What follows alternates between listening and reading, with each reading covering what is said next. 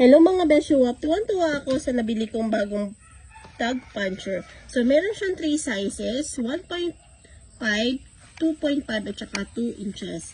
So, sa likod, ito yung cut niya. Ito yung 1.5, 2.5 at saka yung buong cutting niya ang 2.5.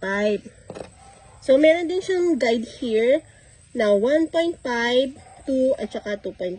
So, madali siyang ipasok. So, meron ako ditong na-cut ko ng, or na-print ko ng 2 inches na souvenir tag.